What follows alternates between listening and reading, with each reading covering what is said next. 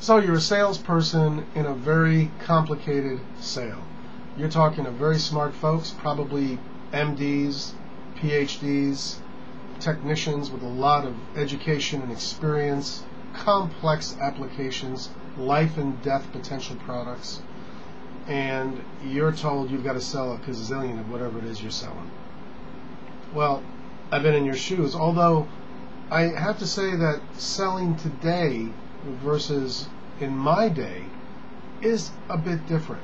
The basics are still there, but with the advent of electronic everything, it has put upon the sales process what one would think to be much more efficient ways of doing things, but it has really burdened the customer, the prospect, and the salesperson, as well as the organization behind it, with unbelievable amounts of clicking and button pushing and keyboard editing and entering and so forth, to the point where we forget that we're human. We forget that our prospect goes to the bathroom the same way we do, and that they have the same issues that we do. They may drink too much. They may have marital problems. Maybe their kid's having a real problem in school. It's possible that the son or daughter was going to go to college and they didn't. Or there's a health issue. Or finances are really not where they should be, or where people think they are because they drive a nice car. Or maybe they don't like what they're doing. They're burned out. They're 55 years old. They've been doing whatever they've been doing for 35, 40 years, and they are done. So you really don't know who you're dealing with until you get past the product. And that's what I'm here to talk about today, is differentiating you. Not differentiating your product, because I think you do a fairly good job of that. In fact, probably too good. Because the customer, the prospect, hears it from every salesperson. Your competitors do the same thing. They get inundated with verbal diarrhea on essentially why their product is so good, why their product is faster and less expensive, and blah, blah, blah, blah, blah.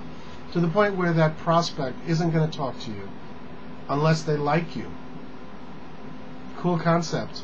Unless they like you and they want to talk to you because it's pleasant and they learn something from it, or it alleviates some of their worries because you're pleasant. So here's the art. Differentiate yourself. How? Number one, be human.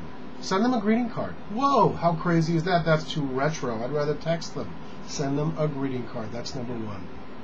Number two, if you want to use technology but you really haven't met them yet, they're too hard to get in touch with, they don't answer your phone calls, you leave voicemail after voicemail, forget email, they never respond.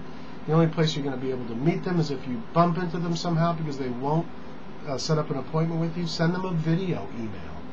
So you have a video, like this one, of you saying, hi, hey, Dr. Smith, listen, not here to sell you anything, wanted to show you who I was in case we bumped into each other at a trade show or at the hospital, and boom. You have a personal touch, even though it's using technology. So differentiate yourself. What's the third way to differentiate? First, it's send a greeting card. Find out what their birthday is. Wow, what a crazy idea. How does that help? Well, have you ever gotten a card in the mail lately? Probably not. It's so different, it's unbelievable. You want to reach somebody? Send them a letter. Send them a fax, a Western Union telegram. Do something different. Be human. Second way to do it. Overall, educate your customer. Don't be afraid to tell them who your competitors are. Well, that's crazy. Why would I do that? Why would I potentially steer my prospect to a competitor?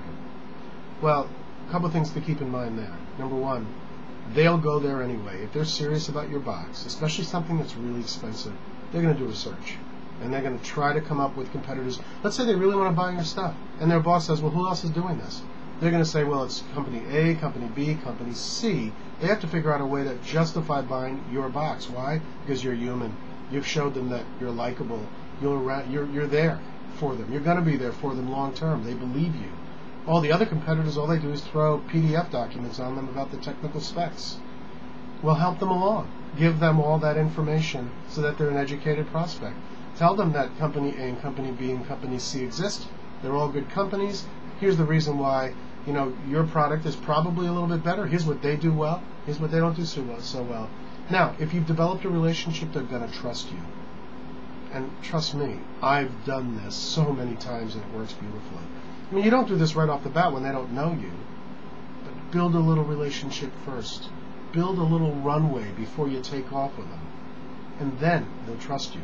You know, building up a prospect and closing a deal is not too dissimilar from a relationship between a man and a woman, or a man and a man and a woman and a woman, in terms of building relationships.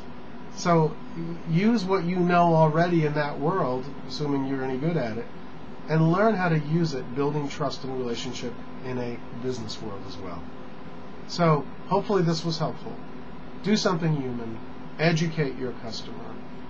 Make them somebody who you communicate with even if there is no sale. Be consistent. Don't just respond to a lead when they want something. Be there with information or a helpful hand even when they don't need it. This is Charlie Destries. I hope this was helpful. You take care. Give me a call if I could ever be of any help. Bye now.